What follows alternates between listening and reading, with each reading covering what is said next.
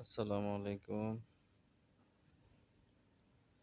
আসলে ফেসবুকে লেখালেখি অল্প স্বল্প করতাম, কিন্তু কখনো আর ভিডিও করিনি। ভিডিও ছাড়া হয়নি। তবে আসলে ভিডিও করি, কথা না বললে মানুষের মনে হয় শুনো না, দেখো না, এটাই হলো কথা আর কি।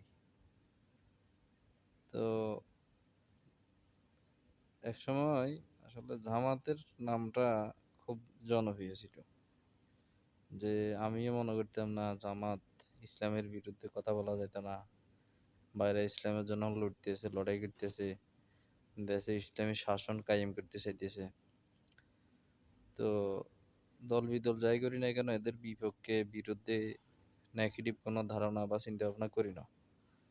তো এখন এদের একটু ক্ষমতা পাওয়ার পর দেখলাম তাদের আচার আচরণ সবকিছু মিলিয়ে যে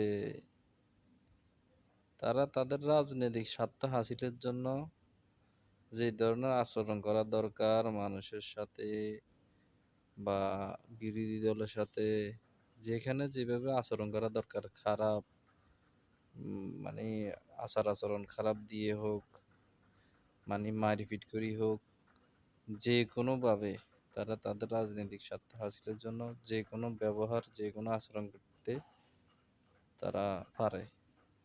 তো ইসলাম তো আসলে এরকম না।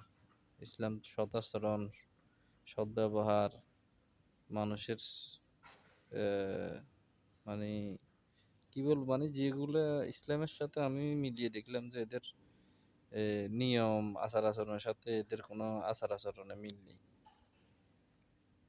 এই আর কি। তো এভাবে ইসলামের নাম দিয়ে আপনি ওই অন্যান্য রাজনৈতিক দলের মতো আচরণ করে, অন্যান্য রাজনৈতিক দলের চাইতে খুব বাজে আচরণে আছে তারা এখন।